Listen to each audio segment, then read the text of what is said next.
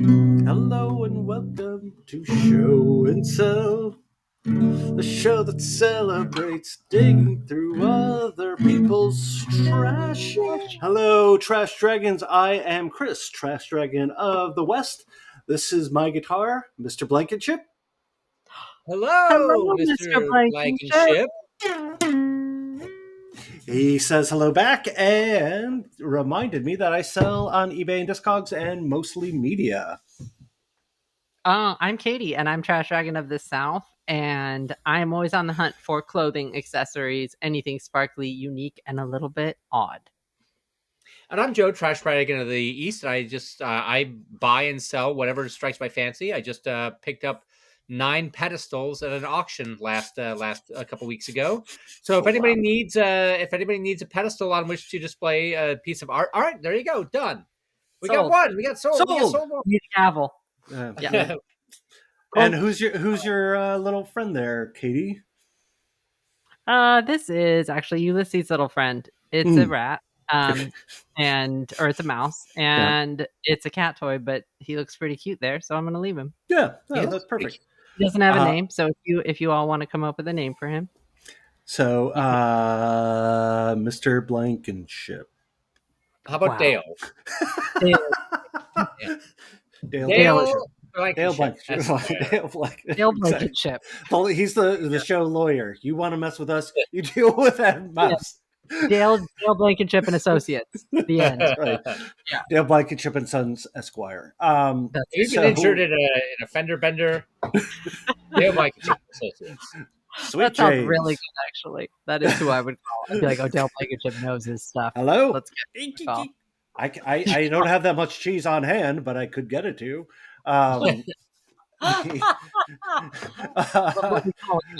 So we're going to move on to our first segment of the thing that brought us joy. That brought you joy. Katie, go. I know you're excited to show. Competitive, but mine is very good. We have a special friend, Raimi, who has been my best friend since we were 13, and Chris also knows her. Joe has not had the pleasure yet of Raimi, but Raimi looks a lot like the drawings of Patrick Nagel, if you're familiar, and I've mentioned it before. And so in my journeys, I found dun dun dun dun dun, dun the most beautiful that is amazing mug featuring my friend Raimi's face.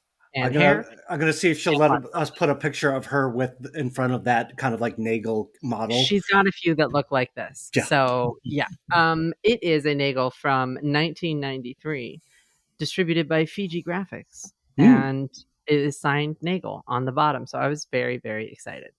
It was a really good find. They're hard to find out there in the wild. Sometimes that's amazing. Joe, what do you got? Well, hang on just a second. So I was doing I'm back. What is I was doing a little. I have no object permanence. Go ahead. I was helping somebody clear some stuff. He had bought the contents of an estate, and this. He had this jar. There was this jar there that was it was filled with moss. So it was just a terrarium. So I just grabbed it. The decision was made to bring it out of the window and clean it up and do something with it. And so now I have a lovely fresh apothecary jar or terrarium, whichever you prefer. So that's great. Mossarium. It took a lot to clean it off. It didn't take a lot, but I actually just kind of scrubbed it. Still a couple spots where I missed. But anyway, yeah. So I just really I like a good apothecary jar. I might just turn this into another terrarium for something. I might catch a spider, put that in there, see if I can have a spider pet. We'll see what happens. Yeah, and I've already forbidden you from shrinking me down and putting me in a jar. Chris, what did you enjoy this week? Oh, that's a good question, Joe, and I appreciate you asking. Because I know your jar is secretly to steal my soul. So we all know and love Stouffer's, the frozen food brand, but this is a pamphlet for Stouffer Inns. They had a chain, and I believe they still have a couple still open, of restaurants, grog shops, and in locations all over, mostly on the east side of the country. Atlanta, Philadelphia, Pittsburgh, Cleveland, Denver, Detroit, Fort Lauderdale, that kind of place. Um, If yeah, you're a grog knight shop. in Fort Lauderdale, you'd be like riding your steed across the country Yep. with your squire, and you're like, Squire, we grow weary. Let us stop at this Stouffer's Inn for the night. And you Yep. like you have to leave your sword at the front desk or something like that. Is that the Yeah. Yeah, Stouffer's they Inn say, story? we are happy to see you again, Mr. Dale Blankenship and Sons. Thank you Esquire. for visiting. Thank you for Your, visiting our fine Stouffer's establishment. Again, your grog has already been heated to your precise sorry, what? temperature. It was a groggery. It was a Grog groggery. shop. Grog shop. What is a Uh, grog? I don't know. Joe? I don't know either. Grog But is I mean, like one of grog. those. Yeah. My only context for grog is that I think it's like my vague memory. It's a character in the comic strip BC. He was like Yes, a it is. proto caveman. Yes. But grog, I think, is a beverage of it's a rum beverage. I think Yeah. that's There's all I know about. Navy grog, I think, is a tiki drink. But like, I think grog is kind of like just a alcoholic beverage. Um, in general, but Stouffer's was selling alcoholic beverage. it says quaint they ain't. So That's they're probably a place for hard men to get hard drinks. To that's quote, disgusting. that's from It's a Especially Wonderful Life. that upset her delicate sensibilities. Oh, Sorry, I'm Ulysses. sorry, Ulysses. I believe the actual quote from It's a Wonderful Life is, "Now listen here, we serve hard drinks for men who want to get drunk fast. We don't need any characters to get the joint atmosphere, you hear? Do I need to slip to my left as a convincer?" Is that true? Yeah, I think that is more accurate. I have not seen It's a Wonderful Life, so that sounds. Oh my god. So we are going to keep it moving. The train moving, and we're going into our next segment, Unearthed Treasure. Unearthed Treasure. We decided to go for a little weird idea. So we went with green. It's not weird. Yeah, it's a little odd. It's just kind of a vague. It doesn't have a, it could be anything really. Green. It could be a green. I'm excited to see. Can you go first? Yeah, no, I'd be happy to go. So this actually has a fair amount of story to it, which is literally the band Green. And this is a favorite record of mine. My roommate had it in college. He gave me most of his record collection at one point, and this is one of them. It's like a 50s rock record, No. like kind of a sensibility, but with a kind of a punky sound without it. Like it's kind of clean guitars, but it's got a real, like the songs are catchy and well written, but it's energetic and fun. And uh, I had another record by this band that was Elaine McKenzie, I believe, and I don't like that one as much. But so I put it on Discogs, and the bass player of Green bought it from me, which is the second time that happened. I was like, I sold a band called Pound Wisconsin, a CD, and they were a band in the early 2000s or late 90s in Wisconsin. And I knew all the guys in the band, and the drummer bought the CD off of me and was like, "Are you the same Chris from Madison?" I'm like, "Yes." Hey, Jerry. So, Well, that also happened with you in a book that was you got a book, one of Julia Wertz's books, yes. was it Museum of Mistakes? I think. I think so. Yeah, and she bought it. Yeah, and she bought it because she was out of copies herself. That's amazing. Okay, sorry. How many albums did Green put out? Because you've mentioned 2 now, so they had more They than put one out album? 3 albums, and One was called REM because no, that was a REM. single. Oh, that was a single. Okay. Yeah, that was a single. REM. And then they also put White Soul Bittersweet. Bittersweet was an EP, but on CD you'll get both of them, and that has like some of their bigger hits. That's also a very good record, White Soul. But Bigger hits. I've never heard of this band. I know, but like as far as It's relative. but why don't you go, Joe? Since Katie's so interested to see what we have. I am really interested. All right, so I got this. I got this at a. It's a book. I got this at a clean out. Here, I'll give you a teaser. And it is, not only is the book colored green, but it's also about. It's a plants book. It's called Feasting Free on Wild Edibles. And so, what could be more green in the great scheme of things than a book that's colored green that teaches you how to eat foraging? So, for example, they have some. It gives you sort of a little, some information about the choke cherry, for example, or the pin cherry, or miner's lettuce. Wow, give me a salad. Give me one of those, please. A salad of miner's lettuce and slippery elm. Why not? Yes, Katie. Is there an entire several chapters or perhaps half of the book on what to not eat while foraging to avoid death? I always wonder about that because one of the things I've done the last year is I've been foraging mushrooms off and on. It doesn't really say, like, what I wish it had is like a side by side, like, this is good, this is bad, right. This is what makes this good, this is what makes this bad. The only reason I felt comfortable is because the mushrooms I've been foraging have been are very distinctive, and it's very hard to confuse them with other stuff. So that's my thought always, is doesn't it, like, some of them look very close to each other? So you're going for ones that are like definitely by color. Even the definites, though, like there's morels, for example, have a false, there's a false morel. Like morels, it starts here and then it goes into the stem, and the stem is attached to the bottom, so it just goes straight down, and it's hollow in the middle. But there is a false morel that has where it just sort of the morel sits on top of the stem like a normal mushroom would. Mm-hmm. And it's so that's the one you don't eat, and that is toxic.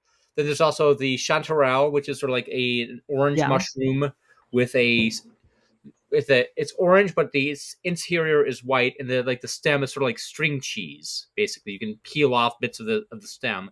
And the lookalike is the jack-o'-lantern, which is a brighter mushroom, a little bit more mushroomy looking, a little bit more standard looking, and they grow in one clump will have between 1 and 5 mushrooms coming up from the same clump. Chanterelles are scattered all over the place. So that's my little. Have you found truffles?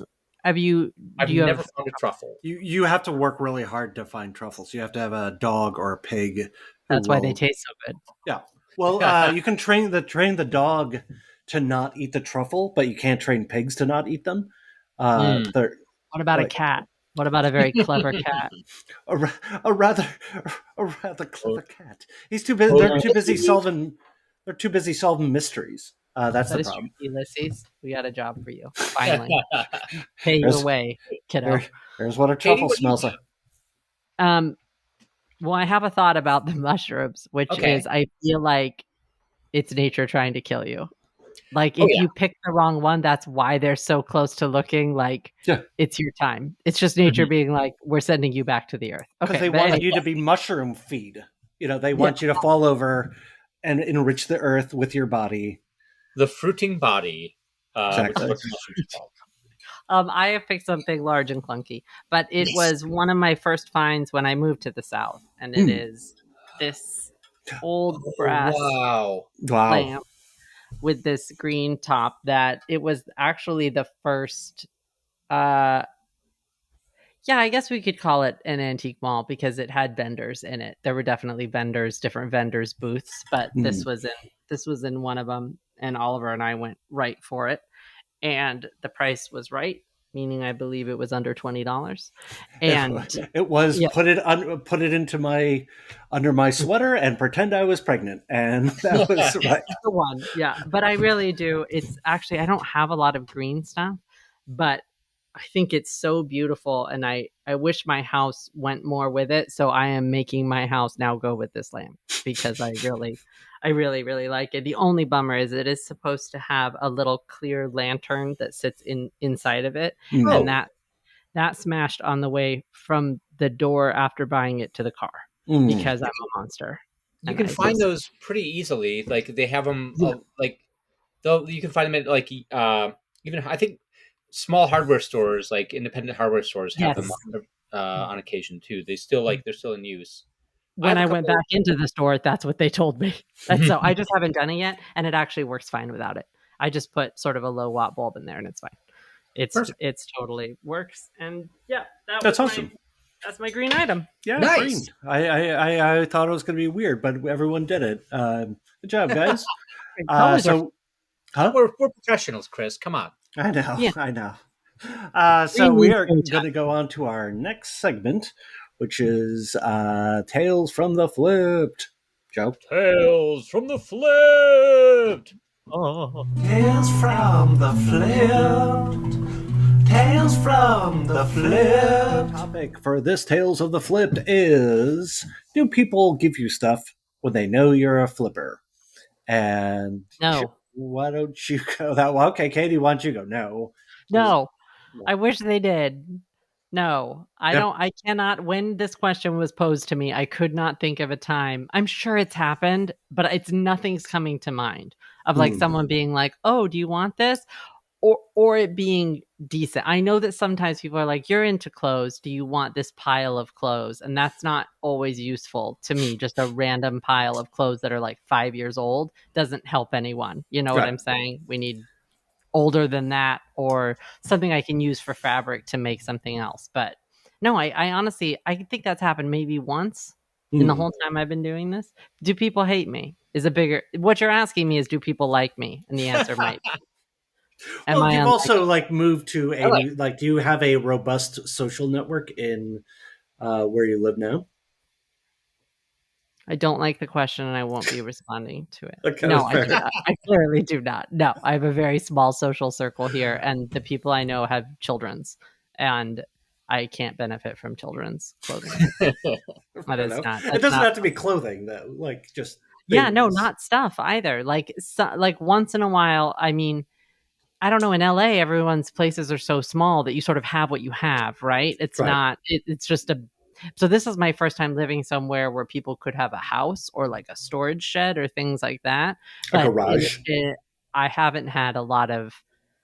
I don't know. I just haven't had that kind of luck for some reason. I don't know. Yeah. I don't know why. But it'll come to me now that you said it. Now I'm hoping that like next week someone's going to call and be like, "Hey, do you want Please. all of these sparkly belts?" And I'll be like, "Yes, yes, I do." Bring them The on. David Bowie themed sparkle belt? Yeah, but Yes. with like all of the, yeah, I have all these boots in a size 8. Do you want them? Yes, I want every single pair. Anyways, Joe, Joe, what why about don't you? you? If Yeah. people offer you, I feel like you get this all the time, Yeah. right? I get stuff like it really depends. Like well, it's interesting. The guy that the auction house that I work for, the Jay, the person who runs it, he will, a lot of times people will, you know, they'll buy a lot of 3 paintings or whatever, and they'll be like, I only wanted this one painting. Do you want the other 2? Like this Mhm. guy, he didn't want to pick it up. Do you want this? I'm like, yes, I'll take them. Or like, most recently it was like, I don't know what else was in the lot, but it was like he gave me this chest. It was like a doll. It was a doll chest, but it was like old wood with like metal, like a metal covering. And he's like, "Do you want this?" I'm like, "Absolutely." And so I Wow. got it and I gave it to Hannah. Do you have a hard time then if you've taken something, then like getting rid of it because you've taken it from someone for free, or is it like under Yes. the assumption that it's fine to let it go?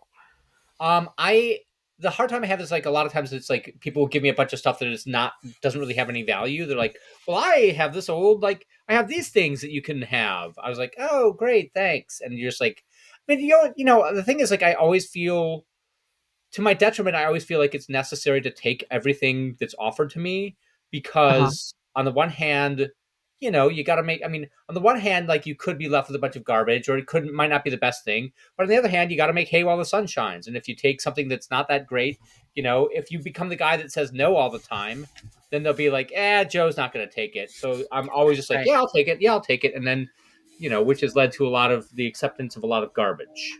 Yeah. But One of the reasons I went to therapy was I stopped saying yes to offers to do things, and people stopped inviting me to do things. And I realized, oh, put myself in a pickle I need to get myself out of. Yeah. But I also like, just going back to Joe. When I feel like when we lived in New York together, um, people gave you a lot of stuff because they'd find a cool thing and they knew you liked cool things, True. and like kind of weird things. So you are constantly getting these like little weird things that you're like, I don't know what to do with this. It was, like someone thought it was cool. They thought, oh, Joe likes cool stuff and seems to get excited about cool stuff, so I'll give it to him. And Now I can that see I how, get. yeah, That I get. I get people giving me stuff that they think I'll like, but I don't have people being like, do you want this massive amount of stuff that Right. I'm giving away?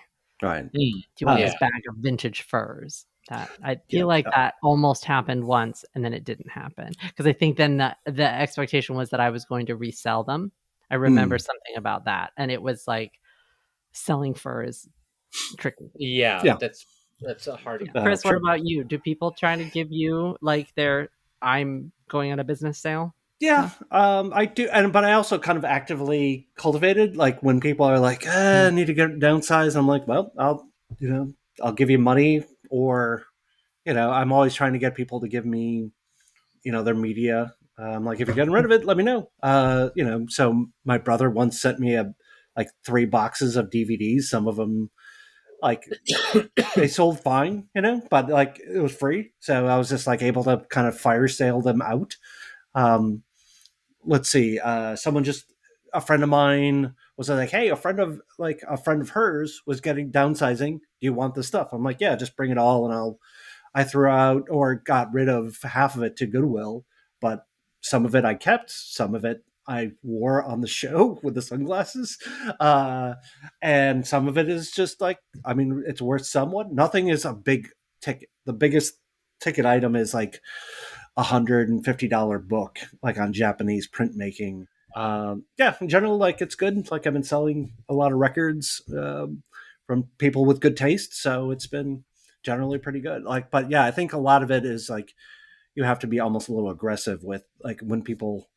The woman that gave me the ephemera that I've shown off on the show a bunch. I've just met her at a friend's barbecue, and she overheard that I was a thrifter or flipper, and she's just like, do you sell ephemera? I'm like, yes. She's like, do you want some? I'm like, yes. And I went and just got bags of it, like huge, huge bags. I keep like about 4 IKEA bags full of it the first time, and then similar like a couple times. She's just like, I just need to get this out because my husband doesn't want all this stuff, and like it's just too much stuff. But she's really interesting. She has great taste, and she used to like make like work for a company that would make those magnets. So she would find old vintage imagery and kind of like add that to magnets for sale for a company. So it was pretty cool. So that's my answer. But I think I can't say whether we did it or not. Do you guys think we did it? Did we bring it? Hang on, let me think. Yeah. What's that? Dale Blankenship Jr. and Esquire and Sons. Yeah. Sorry, he says we're killing it. Okay, good. That's from a legal professional. You can take that to the bank. Exactly. Professor of law. Yeah. Awesome. So thumbs up, A+, 4 to 5 stars. Guys, we did it. And Joe, remember, I think you have some. If you like it, just remember to do one thing for us. One thing. 3 things. Ray. Try again. Ray. No. Are you saying our word? What are you saying? Oh, share. All right, sorry. I was thinking rate view. Like, okay, here we go. Ready. Okay. Wait. I was like, what's happening? Guys. Ready. Okay.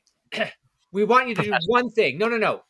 3 things. 3 things we want you to do. Just these 3 simple things, 3 steps that can make it 3. No, that's 4. 3. We want you to do this. Like, share, subscribe. Yay! Already gotten. Yeah, we did it. Trash. Thanks, everyone. Like, share, subscribe.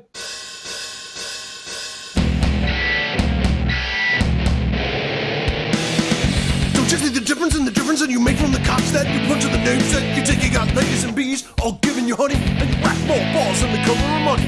You know Melissa Cherry doesn't do porn. To get funky and do the popcorn, eat your paws from China. Also they say you'll understand when it opens on Friday. Can I